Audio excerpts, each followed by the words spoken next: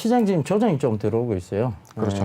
그러니까 코스닥 시장은 괜찮아요. 네. 지금 보면 코스닥 쪽은 전체적으로 제약바이오가 시총 상위주들을 다 차지하고 있으니까 뭐 오늘 제약바이오 날이라 해도 상관이 없겠습니다. 그렇죠. 굉장히 제약바이오는 괜찮은 반면에 지금 다른 종목군들은 글쎄요, 이게 뭐 빠진 요인은 여러 가지일 거예요. 지수 단기적 고점이 왔다는 부분부터 시작해서 미중 무역 분쟁에 대한 재점화, 미중 갈등에 대한 재점화가 이제 이루어지는 거죠. 그 다음에 어닝 쇼크에 대한 우려, 그 다음에 경기 둔화에 대한 우려, 코로나에 대한 우려. 시장은 지금 뭐 사실 차고도 넘칠 만큼 조정의 빌미가 많습니다. 그렇죠. 예. 그래서 제가 계속 현금 확보를 좀 해두셔야 된다 이런 얘기를 계속 강조드렸었는데 이게 지금 어찌됐든 2200선을 지켜줄 것인가 이게 지금 관건인 것 같아요. 변희영 대표님 어떻게 보세요? 지금 시장의 조정이 좀 더 깊어야 된다고 보시는 관점인지 아니면 뭐 지금 지수 방어적 역할을 톡톡히 하고 있는 개인들의 매수세로 인해서 하락의 폭은 이 정도에서 끝날 거라고 보시는 것인지 좀 얘기를 잠깐 해주시죠. 예.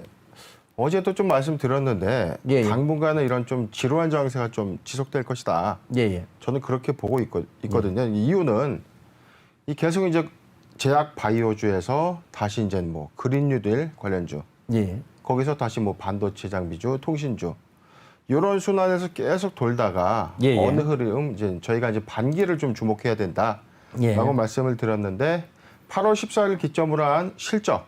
예. 어닝주에 대한 어떤 관심이 다시 개별주로서 좀 강세를 좀 보이지 않을까. 예. 그걸 위한 지금은 어떤 전조 조정기 아닌가 이렇게 예. 보고 있고 한 가지 또 이런 얘기도 있어요. 뭐 요즘 이제 금값이 계속 상승하다 보니까 예. 안전자산에 치중하면 이 주가가 하락한다는 예. 어떤 그런 뭐 불안 심리 그런 것도 조금 작용을 하는 거 아닌가 뭐 이런 생각도 들고. 그렇죠. 그렇습니다. 최근에 보면 금값이 많이 오르고 있는데 이것도 어떻게 보면 주식 시장이 생각보다 너무 과열되게 올라오고 있는 반사적 부분이 아닌가. 그렇죠. 그런 생각도 좀 들거든요.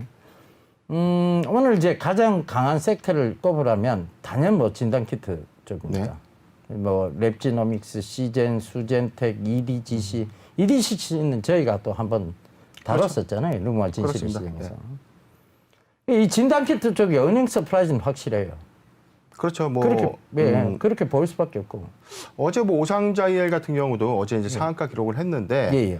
오상자이엘은 직접 하는 게 아니거든요. 예. 자회사인 오상 헬스케어에서 예.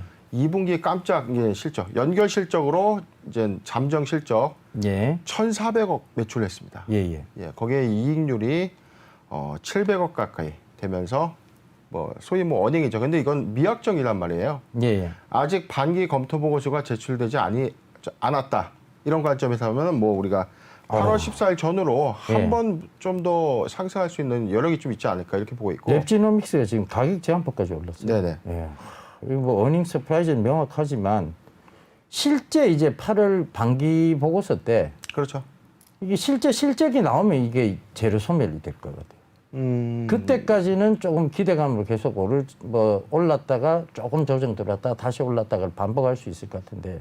저는 재료 소멸보다는 예.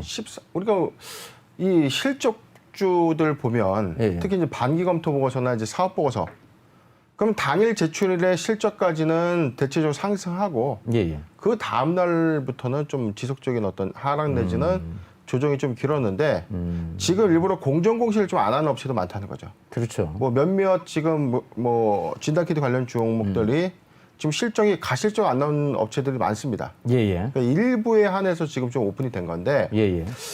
더 많은 실적을 내고 더 많은 이익률을 좀 낼 수 있는 회사들이 많기 때문에 저는 조금 더 이 진단키트주는 한 8월 14일까지 좀 지켜봐야 되는 것 아닌가 그렇게 해석이 됩니다. 예, 일단은 뭐 반기 때까지 저도 이래 지켜보자는 입장이고 네. 반기 전에까지는 반기 전에 살짝 현금 확보를 좀 돌려놓는 전략이 맞다고 보여져요. 그 전까지는 뭐 계속 추세 자체가 어디까지 지금 살아 올라갈지 모르는 상황이라서 네. 누가 이 시즌에 20만 원 넘어갈 거라고 누가 생각이나 했겠습니까? 그렇죠. 아무도 생각 못했던 일이고 랩지노믹스가 거의 4만 원 부근까지 올 거라고도 또 아무도 생각 못했어요, 사실. 뭐 계속 이게 뭐 매일매일이 고점이다 그렇죠. 고점이고 이제 떨어질 때가 됐다라고 했는데 네. 뭐 사실 갈피를 못 잡는 뭐 그렇죠. 자리죠. 시장이 지금 이쪽으로 예. 확 몰렸다고 볼 수도 있겠습니다. 자, 어찌되었건 저희가 진단키트 또 아침 출발 주식 시장에서도 많이 강조를 드렸습니다. 결국은 어게인 코비드-19 그러니까 결과적으로 보면 다시 진단키트에 대한 부분들 백신이 나오면 사실 진단키트의 제로 소멸은 어느 정도 이루어집니다. 근데 아직 치료제까지에 대한 얘기, 백신에 대한 불확실성은 조금 남아있다는 거. 그래서 진단키트주는 더더욱이 조금 달을 세워갈 수밖에 없다는 거. 거기다가 어닝 서프라이즈까지 있다는 부분 꼭 좀 참고하시면서 대응하시면 좋겠습니다. 자, 우리가 이제 AS를 해드려야 되겠죠. 네. 지금 알테오젠이 14.7% 오르고 있습니다. 그렇죠. 알테오젠을 그때 한번 짚었는데 네. 다시 한번 짚어주시죠. 그때 리뷰를 좀 해주셨으면 좋겠어요. 이 알테오젠은 6월 3일에 예. 저희곳이 풍문 요구가 있었습니다. 예. 모 매체에서 알테오젠의 분식회계 관련된 뭐 네거티브한 기사가 하나 나왔었고 회사가 6월 3일 답변은 바로 했어요. 사실 무근이다. 예. 그리고 이후에 정정 보도가 된 이후에 일단락이 좀 됐는데 예. 당시 저희 앵커님이랑 저희가 다룰 때 이 어떤 그 확실히 뭐 확인되지 않은 어떤 사실에 대해서 예. 그런 불순한 또는 네거티브한 어떤 기사 자체가 예. 시장에 큰 혼란을 주는 것에 대해서 저희가 많은 지적을 했었고 예. 이 종목이 다양한 파이프라인이 있다. 예. 그래서 이제 분식회계에 대한 어떤 루머에 대해서는 좀 더 회사의 적극적인 대응 자체가 좀 필요해 보이고 회사가 이후에 또 무상증자 결정을 했습니다. 예. 근데 이 회사는 알다시피 잠깐 좀 저희가 공시 히스토리를 좀 보면 예. 이 회사는 6월 24일부터 이 투자 판단 관련 주요 경영사항들 제출하면서 많은 이 파이프라인에 대해서 뭐 계약 체결권, 라이센스 계약 체결권부터 해가지고 특허 취득과 관련된 내용들이 좀 있었고 7월 7일에 이제 무상증자를 이제 결정했습니다. 그래서 금액은 1대1 방식이죠. 1,390만 주가 더 늘어난다. 예. 근데 당시에 이제 알테오젠의 주가가 너무 고가였기 때문에 이 신규로 늘어나는 신주 자체가 이 환금성의 제약이 크진 않을 것이다. 예. 유통 주식수가 뭐 생각보다 많이 늘어나는 것처럼 보이지만 주가가 그만큼 고가에 형성되어 있었기 때문에 예. 거래 활성화 차원에서는 옳은 결정이었다라고 저희가 분석을 했고 권리작가 이후에도 조금 한번 지켜볼 만한 종목이다라고 이야기한 이후에 오늘 최근까지도 좋은 흐름을 좀 나타내고 있습니다. 예. 알겠습니다. 지금 알테오젠도 역시 마찬가지인 것 같아요. 지금 제약바이오 웬만한 종목들은 지금 다 올라요. 그렇죠. 예. 너도 가니? 나도 가자. 네. 너만 가니? 나도 갈게. 그죠? 너는 왜 가니? 뭐 다 이런 거예요. 예. 알테오젠은 뭐 더 갈까요? 어떻게 보시죠, 이거? 지금 제약바이오의 어떤 쏠림 현상을 보면 네. 더 갈 것 같기도 해요. 그런데 이게 뭐 사실 저라면 이 구간에 들어가기 힘들 것 같아요. 저는 이 구간, 저는 원래 포석을 깔아놓고 들어가는 쪽이죠. 그렇죠. 그러니까 미리, 이제 미래의 성장성을 보고 들어가는 쪽이기 때문에 네. 뭐 이게 지금 이미 미래의 성장성, 잔치집이 막 벌어져 있는데 거기 국 한 번 더 얻어먹겠다고 들어가다가 국을 얻어먹는 게 아니고 국을 얻고 나오는 수가 생길 수 있죠. 그죠? 예, 국에 이래 뒤집어 쓰고 나올 수도 있는 겁니다. 그죠? 많이 경험하셨잖아요.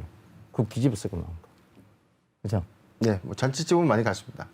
잔치집 엄청 다니셨지. 예. 제대로 잔치상을 받아보지는 못하셨고. 그렇죠. 그죠? 네. 제가 잘합니다. 예. 알겠습니다. 다음은 ST팜입니다. 네. 이건 뭐 진짜 변 대표님 말씀대로 10만 원 갈 것 같아요. 오늘 지금 오전에는 너무 주식이 좀 잘 상승했는데 지금 뭐 많이 이제 뭐 보합 부분 아니 그래도 떨어졌죠? 이게 빠지질 않잖아요. 제가 오늘 아침에 진단키트 얘기 드릴 때도 얘기 드렸었거든요. 진단키트 주대 빠지질 않는다고. 빠지질 않기 때문에 이게 지금 밑방향으로 확실히 자리를 잡은 것 같더라고요. 그렇죠. 이것도 지금 보면 빠지질 않아요. 기다리던 조정이 아예 안 온다는 얘기죠. 네. 조정 조금 주면 소량으로도 매수하고 싶은 종목인데 사실 이 조정이 안 들어와요. 그러니까 이게 이런 종목들은 시장이 많이 빠져줄 때 사실은 빠질 때는 조금 빠지고 오를 때는 많이 오르는 습성이 있어요. 왜냐하면 그만큼 매수 대기자들이 많다는 얘기거든요. 그렇죠. 예. 그러니까 그만큼 또 관심 있는 사람들이 많다는 얘기. 저희가 ST팜을 6월 22일에 이제 다뤘습니다. 예, 예. 그때 사실 뭐 그렇게 크게 주목받았던 종목은 아니었고 그렇죠. 그때까지만 해도 뭐 N사, L사 얘기 전혀 없었고요. 저희가 어떤 디테일한 분석이 뭐 단순하게 공시 분석만 있는 것이 아니고 네. 저희 앵커님과 어떤 그 수급 동향 분석도 하고 차트에 대한 어떤 매물 분석도 하는데 ST팜은 뭐 성장 동력이 좀 열려 있다. 그다음에 그렇죠. 실적에 대한 기대감이 있는 바이오주다. 예. 이런 강점을 좀 저희가 이야기한 이후에 삼성증권에서 또 리서치 보고서 나왔죠 최근에. 예. 그리고 요즘 들어서 이제 붙죠. 이 증권사 애널들이 추천 많이 합니다. 예. 그러니까 저희는 먼저 분석하고 그렇죠. 해석해서 투자에 임한다는 거. 이게 좀 저희 자랑일 제가, 수도 있는데. 제가 이제 뭐 타방송사 비난하는 건 아니고 네. 타방송사도 저희하고 비슷한 이제 공시 분석 프로그램이 있긴 있더라고요. 근데 진짜 아무 쓸모없는 공시들을 자꾸 분석하시는데 이거는 뭐 교육적인 차원도 아니고 네. 그죠? 그리고 주가의 향방을 얘기하는 것도 아니고 완전 팩트만 가지고 그냥 기자식 방송. 네. 기자분들 방송하는 방식이에요. 그러니까 그거는 사실상 여러분들한테 아무 도움이 안 됩니다. 이게 그래 자 공시를 이렇게 봤어. 근데 어떻게 해석해야 돼? 라는 부분과 반드시 결론을 내줘야죠. 이 공시로 인해서 주가의 긍정적인 부분이 있다, 없다. 이렇게 결론을 내줘야 되는데 이런 게 있습니다로 끝입니다. 그럼 뭐 의미가 있냐고요. 그럼 누가 공시 한글 읽을지 모르는 사람이 있습니까? 그죠? 네. 예.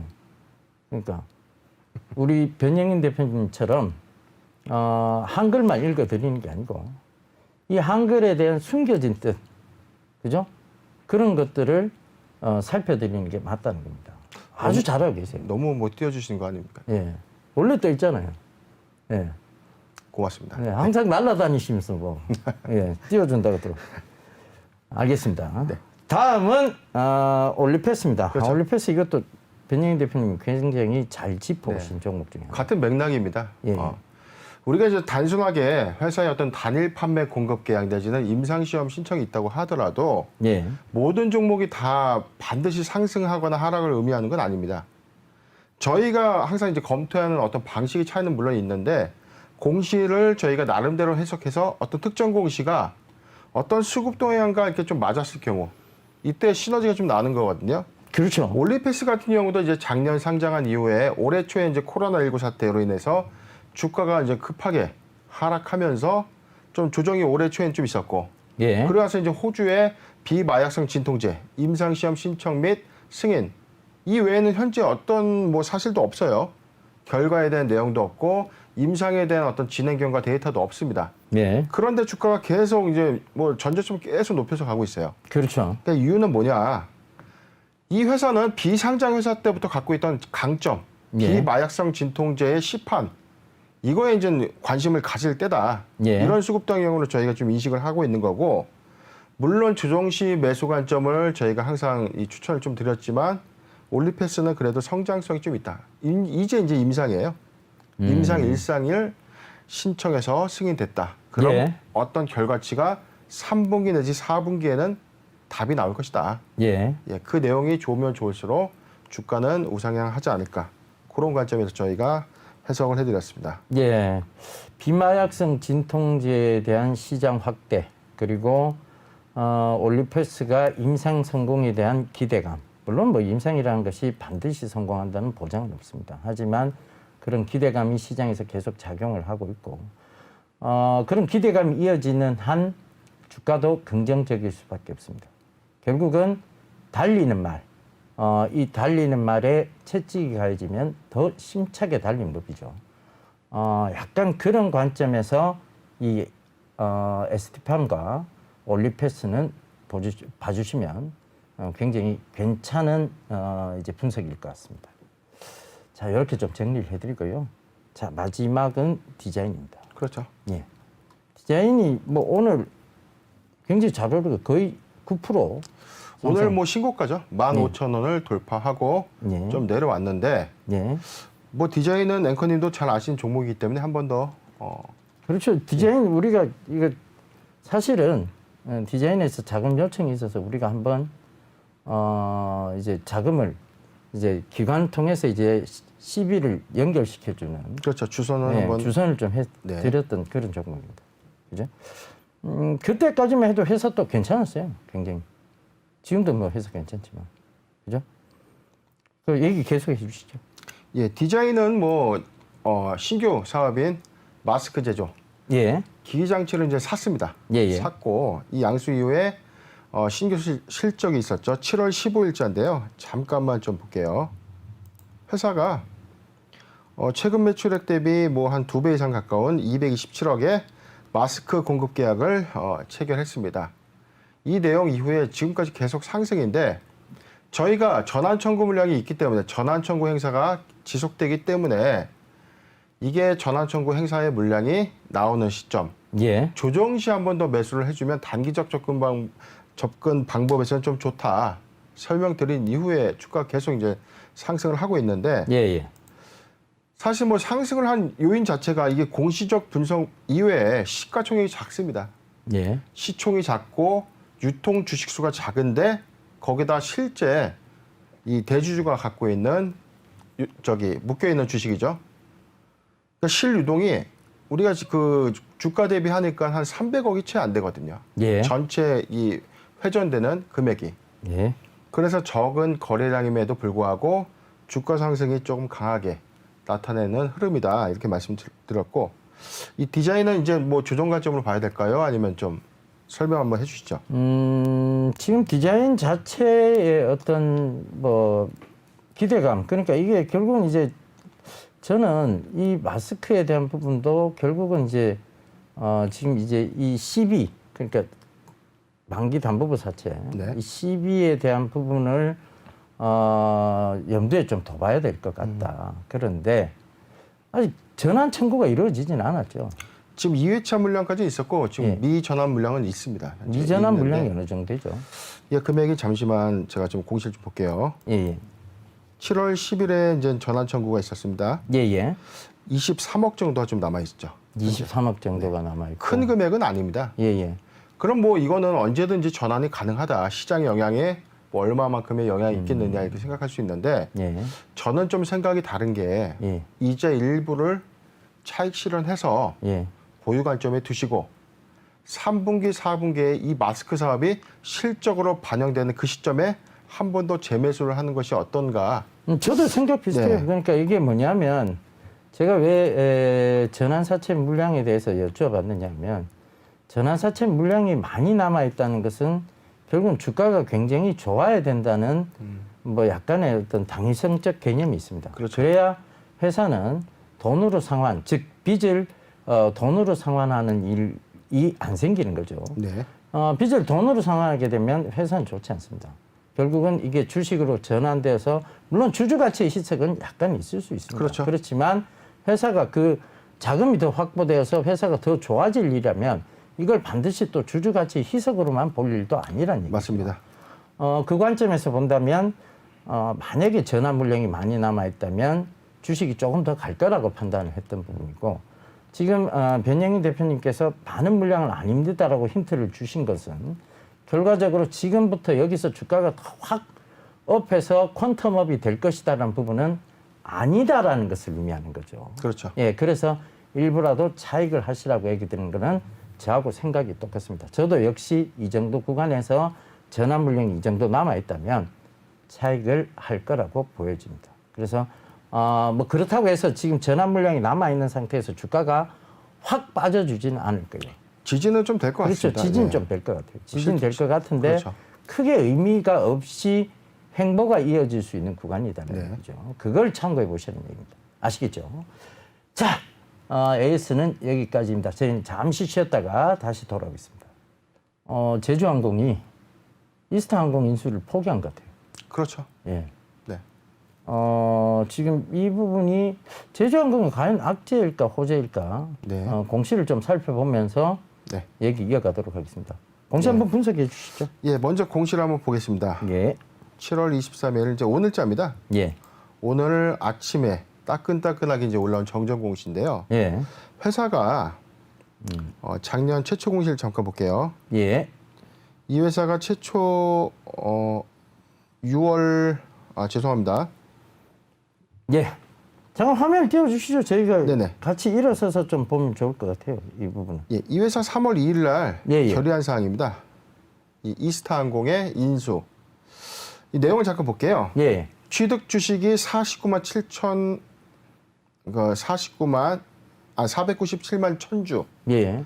천주를 545억 원에 인수하는 예. 이 계약을 체결했었습니다. 예. 당시 이제 애경그룹의 자회사 그렇죠. 제주항공이 이스타항공을 인수하면 인수 시너지가 뭐 국내 제1의 그렇죠. 국내 제1의 그렇죠. LCC가 되는 LCC가 되는 거죠. 예.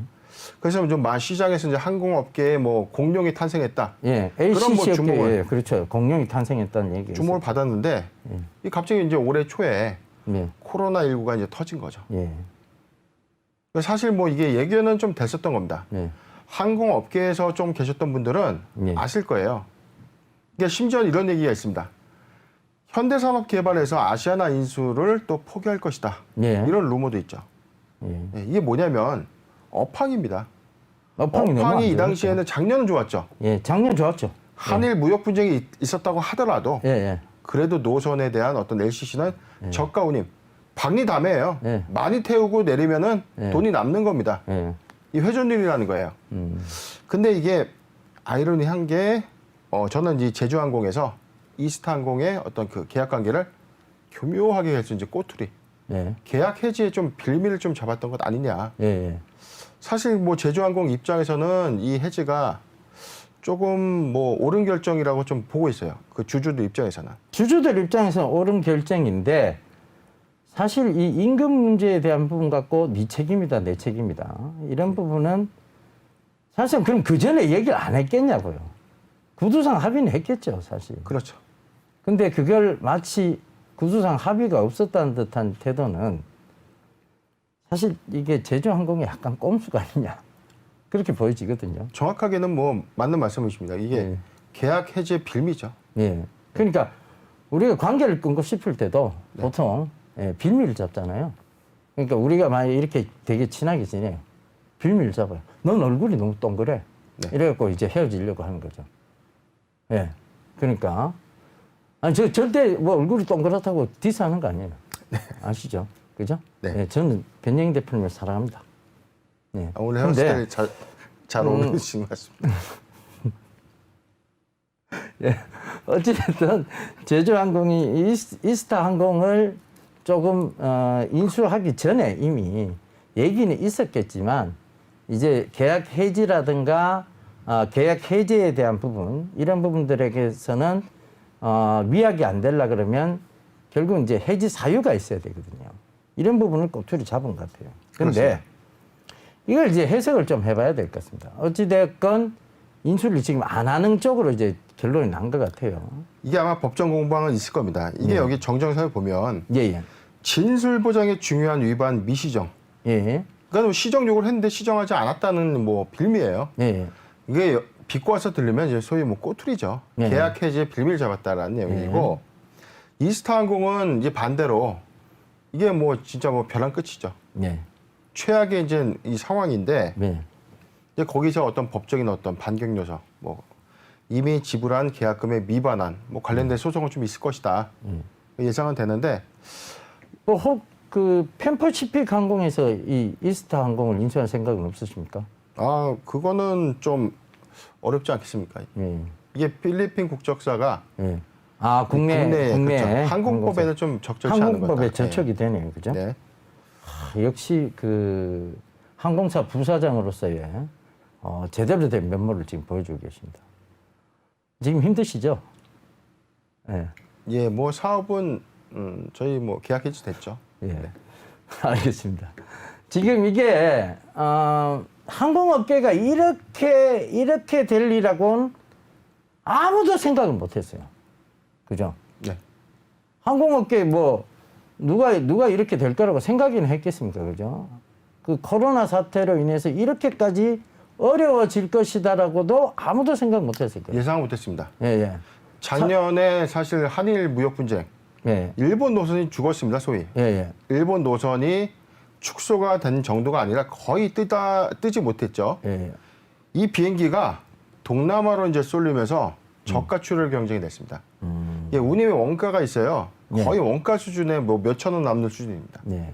그렇게까지 해서 버텼던 항공업계가 예. 코로나19 사태에는 거의 뭐 항복을 했다. 뭐 이렇게 볼 수가 있고. 그렇죠. 그러니까 이제 작년에 사실 해외에 굉장히 많이 나갔었잖아요. 그렇죠. 올해 해외 나가신 적 없으시죠? 갈 수가 없죠. 예. 뭐. 갈 수가 없죠. 물론 갈 수 있는 루트 있는데 예. 자가격리 있고 뭐 너무 불편하죠. 예, 그렇죠. 생활이 안 되는 정도. 그러니까 저도 그랬던 것 같아요. 올해는 비행기를 탄 게 연초에 네. 제가 베트남을 이제 갔다 왔으니까 식구들 데리고 네. 여행사만 간 거죠. 그 외에는 없습니다. 그때 안 갔으면 아마 못 갔을 거예요. 그 정도로 지금 항공사 이용객 수가 확 줄었다. 그렇습니다. 그러니까 그게 이제 지금 항공사들의 어려움이 여실히 드러나오는 부분이고, 어렵다 보니까 인수를 결정했던 회사들조차도 어이구 인수 전에 이렇게 돼서 다행이다 하고 다행이다라고 얘기하고 지금 빌미 자꾸 잡아서 이제 포기를 하는 것 같아요. 그렇습니다. 근데 이 부분이 자 이렇게 보자고요. 저 이제 분석을 해드려야 되니까 이렇게 한번 보자고요. 자, 제주항공이 이스타항공 인수한다고 얘기 나왔을 때까지만 해도 와 거대 이제 LCC 항공사가 탄생하는구나 뭐 이런 약간의 기대감들이 맞습니다. 있었어요. 네. 그러다가 이제 코로나 사태가 탁 터지면서 사실은 제주항공이 이스타항공을 인수를 포기하는 것은 제주항공 입장에서는 굉장히 호재입니다. 그렇죠. 호재죠, 사실. 그렇습니다. 근데 그럼 주가는 오늘 왜 이렇게 못 올라갑니까에 대한 질문에는 제가 딱 답변 드릴 수 있어요. 이스타항공만 어려운 게 아니고 제주항공도 어렵다는 얘기예요. 그렇죠. 그렇죠. 그들 자체도 어려운데 이게 호재라고 해서 이게 급등이 나올 이유가 없다는 거죠. 굳이 뭐 비유를 하자면 네. 이 쌀이 떨어졌는데 네. 밥 먹는 이 숟가락 하나가 줄어든 겁니다. 그렇죠. 그래도 배가 고픈 거죠. 네. 네. 지금 배는 부르신 것 같은데. 저는 뭐 네. 배고픕니다. 네. 아, 예, 알겠습니다. 예, 항상 배가 불러 계시길래 제가 배고픈 줄 몰랐습니다. 죄송합니다. 자, 이렇게 좀 해석을 해드릴게요. 지금은 너무 안 좋은 상황이에요. 항공업체도 그렇고 여행업체도 그렇고 안 좋은 상황입니다. 어닝쇼크가 너무나 명백한 상황이죠. 그러다 보니까 호재가 생겨도 시장의 반응을 잘 받지 못한다. 그러니까 어닝쇼크는 일단 좀 피해놓고 봐야 된다. 소나기 피하듯이요. 자, 그렇게 딱 결론 지어드리고 다음 부강약품으로 넘어가겠습니다. 야, 부강약품 오늘 15%까지 오르는데요. 저는 사실 이게 좀 이해가 안 돼요. 그렇죠. 네. 기형적이죠. 사실. 기형적이죠. 이게 대주주가 대주 지분 축소하신 거죠? 그렇죠. 예, 지분 축소를 했는데도 불구하고 오르고 있다. 네. 이걸 어떻게 해석해야 될지 공시 내용 한번 들어보고 분석을 해보시죠. 네. 예. 어제죠. 어제 그 부강약품의 공동 창업주입니다. 예, 예. 정창수 부회장께서 예. 어제 지분 매각이 있었습니다. 예. 우리가 이제 지분 매각 공시는 이 최대 주주 또는 주요 주주 또는 임원이 주식에 대한 어떤 소유가 변동이 있을 예. 때마다 공시를 반드시 해야 되는 의무 사항입니다. 예, 예. 그렇다면 이거는 언제 하느냐? 자, 매도 또는 매수일로부터 5 영업일 이내만 하면 되는 거예요. 신고 업무는. 예. 자, 잠깐 좀 공시를 보겠습니다. 여기는 바로인 거예요. 보고 의무 발생일은 어제였고 작성도 어제 했습니다. 예. 잠깐 좀 변동 내역 총괄표 볼게요. 기존에 그 정창수 부회장께서 보유하고 있던 지분은 807만 주. 그 중에서 257만 주를 매도했습니다. 예. 시간의 매매네요. 시간의 매매를 예. 통해서 처분 단가는 39,155주다. 그래서 지금 예. 변동 후 주식이 550만 주 남았는데 예. 이 금액이 1,000억입니다. 음. 매각 대금이 1,000억이에요. 예. 너무나 뭐 사실 뭐 큰 금액이죠. 예. 근데 이게 한편으로 이런 겁니다. 시간의 매매라는 게 블록딜이죠. 그렇죠. 블록딜이죠. 시장, 장 중에 시세에 영향을 주지 않은 매매다. 이렇게 보는데 과연 이 매각 주체에 대해서는 나오진 않습니다. 예. 매각 주체는 아마 기관일 것이다. 예, 예. 그러면은 이제 기관이 39,150원에 사서 예. 시세 차익이 있어야 되는 거예요. 예. 이거 어떻게 해석하는 게 좋을까요? 앵커님? 이거는 이제 이 기관들이 힘으로 밀어붙이고 있다고 밖에 안 보여요. 네. 그러니까 블록딜을 해간 기관이 여기서 빠지면 블록딜을 한 이유가 없어지는 거잖아요. 그렇죠. 물론 회사에 숨겨진 호재가 있을 수도 있습니다. 그런데 지금 최근에 부강약품에 대한 부분들 보면 너무 올라도 지금 어찌 보면 코로나 이전 사태 때 거의 12,000원 했던 주식이 최근에 이제 뭐 최고가 46,000원까지 찍었단 말이에요. 맞습니다. 이 고점에서 블록딜이 이루어진 거예요. 그죠? 처분 단가도 39,000원대면 결국 낮은 금액은 아닙니다. 그리고 금액 수도 보면 낮은 금액은 아니죠. 네. 이 회사 시총이 지금 2조 4천억인데 1,000억 가까이를 팔았다는 거예요. 그렇죠. 그죠? 그럼 낮은 금액도 아닌데 이걸 사간 사람들이 이유는 뭐냐에 대한 부분을 이제 짚어봐야 되는데 분명히 이제 이유가 있겠죠. 회사 내부에 뭐 좋은 소식이 있을 수도 있고. 근데 이 부분이 아직 드러나온 것도 없는데 만약에 이러한 사태가 벌어진다면 이거는 뭐 당연히 법적으로 문제 있는 단차입니다. 그죠? 그렇습니다. 미공개 정보에 의한 단차이기 때문에 그걸 활용할 리는 없다라고 보여진다면 네. 지금 이래 들어 올리는 것은 단순 수급으로밖에 안 보이거든요. 그러니까 그러니까 블록딜을 해간 기관이 야, 손해보면 안 돼! 우리가 이제 더 적극적으로 매수를 해야 돼. 이런 관점에서 접근하고 있는 거 아니에요? 저는 그렇게 보이는데. 변영희 대표님 생각은 어떠세요? 그렇죠. 이게 결국 낮은 금액은 아닙니다. 네. 이게 우리가 이제 블럭이라는 거는 기관에서 잠재적인 어떤 주가 상승세가 더 있을 것이라는 예측하에 이 취득을 하는 겁니다. 대량 주식을. 그렇죠. 그렇다면 이게 수요가 있으니까 공급이 있는 거거든요. 예.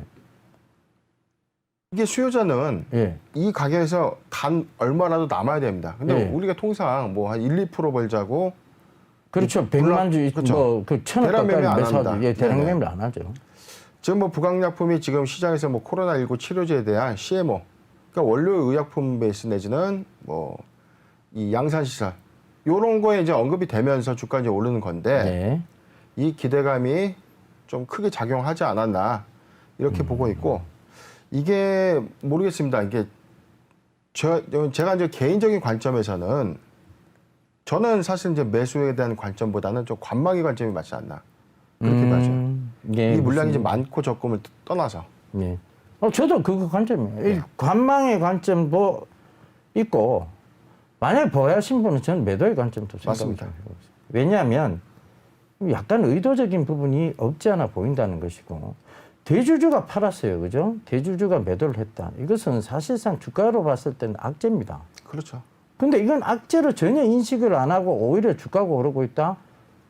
이건 조금 정상적인 흐름은 아니라고 봐야 되는데 그러면 숨겨진 호재가 많다라고 봐야 돼요. 근데 이게 과연 숨겨진 호재가 있을 때 이렇게 아직 발표도 안 나온 상황에서 그럼 아니면 아예 발표를 하고 블록딜이 이루어졌으면 그렇죠.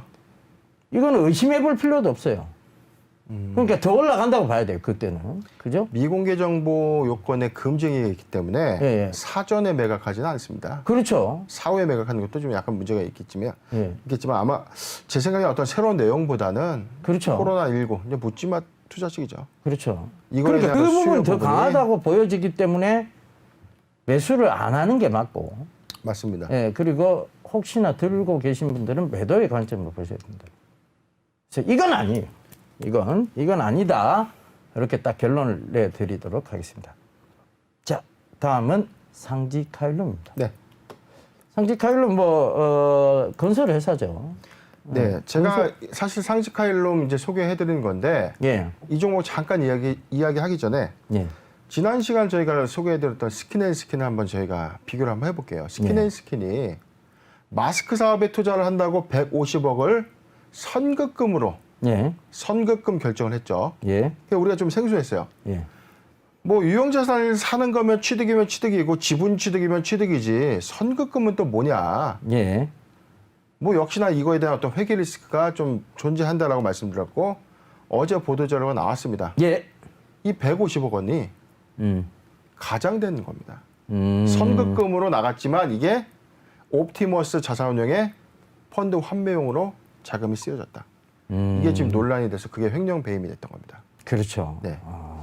이게 뭐냐면 저희가 어떤 그 회사를 경영하거나 어떤 자금의 유형, 회계의 유형이 있는데 조금 상식이 맞지 않고 비정상적인 어떤 흐름 예. 이런 것들은 좀 주의해야 돼요. 단순하게 공시만 보고 뭐 150억 주고 마스크 사업 하네 이게 아니라 예. 아니 그렇다면 왜 선급금을 굳이 줬지? 그렇죠. 지분 취득을 하거나 예, 의심해봐야 돼. 양수를 했으면 되는데 예, 예. 이게 좀 뭔가 이상한데 이런 의심의 의혹. 예. 이건 투자에 아주 좋은 자세거든요. 예. 역시나였습니다. 예. 근데 상직하일럼 제가 잠깐 뭐 설명 좀 드릴게요. 어제 나온 공시입니다. 네. 금전 대여 결정. 예. 자, 법인은 주식회사 에이스 바이오메드 예. 자회사입니다. 예. 90억을 대여한다. 예. 자기 자본의 15%에 해당하는 90억을 단기로 대여한다. 그러면 이건 목적은- 이제 의무 공시 사항이네요, 그죠? 네. 예. 에이스 바이오메드의 인수 재원을 일부 예. 단기 내여한다. 예. 그러니까 쉽게 말하면 종속회사인 에이스 바이오메드가 예. 주식회사 HDMSD, 예. 디메디스라는 회사를 예. 인수하려고 하는데 돈을 꺼준 거예요. 그렇죠. 상직 하일룸이. 예. 예.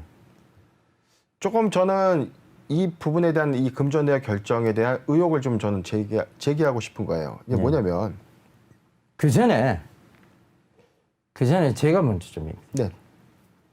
상직 타일룸은 지금 이 전환사채 그렇죠. 이 굉장히 물량이 많습니다. 맞습니다. 예. 이걸 풀어야 되는데 회사에 큰 모멘텀이 없어요. 그렇다고 그렇죠. 지금 건설회사만의 어떤 건설회사 주사업 목적을 가지고 있는 건설회사로 이게 뭐 비대면도 아니고 비저촉도 아니고 그죠? 시대에 전혀 맞지 않는 이걸로 이제 주가가 오르기는 기대를 못하는 상황인 거죠. 그렇죠. 그러니까 지금 한참 제약바이오 쪽이 좋다 보니 제약바이오를 이제 어떤 부실을 좀 잡아서 이 전환사채를 좀 풀고자 하는 의도가 있었지 않느냐. 그 관점에서 보면 당연히 지금 종속회사를 밀어줘서 제약바이오 회사를 인수해서 여기에 그러니까 우리가 흔히 말하는 펄처럼 쓰는 거죠. 그 관점에서 접근하지 않았나. 저는 그렇게 약간 의심이 들거든요. 저는 관점이 다른 겁니다. 네. 자, 이런 경우에는 90억을 자회사로 한번 내려서 소위 말하는 한 쿠션을 매겨서 인수를 하는 거. 그렇죠. 이게 뭐 과연 적절한가? 예. 아, 그렇게 좋은 이유가 회사면 없대. 예. 상직하일룸 직접 지분 취득해서 종속해서 편입하면 됩니다. 아, 예. 그 부분도 정확하네요. 왜 맞습니다. 자회사를 내려서 돈이 나가지? 예. 이거는 분명 회계 이슈가 될 겁니다. 예. 기말 안에 회계 이슈가 될 거예요. 예. 왜냐하면 이런 회계 유형 처리 방법 자체가 기업에서 쓰는 흔히 꼼수예요. 예. 금전대여. 우리가 이 금감원 우리가 가이드라인에서 규정하는 상법에서 좀 금지하고 있는 어떤 하하. 자본시장법에서 어떤 좀 잠정적으로 금지하는 사항들. 예, 예. 최대 주주에게 금전을 빌려주는 행위. 예. 그다음에 이해관계자와 금전 거래 행위. 예. 돈을 빌려올 수는 있어요. 상장 법인이 예. 사업을 하기 위해서 빌려오는 것과 회사가 보유하고 있는 자금을 대여해 줄 때는 항상 두 가지의 어떤 관점이 있습니다. 하나는 이 대여금에 대한 회수. 예. 회수가 안 되면 회계에 어떤 이슈가 되는 거죠. 예. 이 금액이 크면 클수록. 아, 또 하나는 예. 피투자 회사를 통해서 갔는데 이 회사의 어떤 손상 차손, 예. 평가 가치가 제로가 되는 거예요. 아, 소위 껍데기 되는 예. 거죠. 맞습니다. 맞습니다. 그럼 이런 두 가지 그- 리스크가 반복이 될 수 있는 상황임에도 불구하고 이런 의사결정이 과연 타당하느냐예요. 두 번째는 뭐냐면 상직하일룸이 앵커님께서 말씀하신 것처럼 아직 미전환된 전환사채에 대한 금액이 많습니다. 즉 네. 주식이 어느 일정 구간에 도달하지 못하면 언제든지 상환해야 되는 부채입니다. 그렇죠. 갚을 돈이 현재 많고 확정되지 않았는데 무슨 돈으로 갑자기 90억이라는 큰 돈을 들여서 자회사에 내려서 다시 지분 취득을 한다? 뭔가 좀 저는 의혹이 좀 있다. 네. 이렇게 좀 보여지고. 아, 앵커님 보시기에 근데- 어떠죠? 저 우리 변영희 대표님 약간 이 고매 기운이 있는데 네. 예, 오늘 이런 것들을 예리하게 짚어내는 거는 거의 여고의 눈빛입니다. 야, 정말 대단합니다. 그렇죠. 그러니까 제가 뭘 그렇습니까? 자, 그러니까 이게 진짜 이 부분은 여러분들 참 놓치기 쉬운 부분이에요. 왜 굳이 자회사로 돈을 내려서 그걸 또 인수를 하느냐? 그렇습니다. 회계적 이슈가 분명히 될 수 있거든요. 이런 회계적 이슈에 대한 부분들을 피해 나가실 수 있는 예리한 분석을 지금 해주신 겁니다. 아시겠죠? 자, 상직하율은 역시 부정적인 의견으로 마무리 드리도록 하겠습니다. 자, 룸마 진실의 시장 여기까지입니다.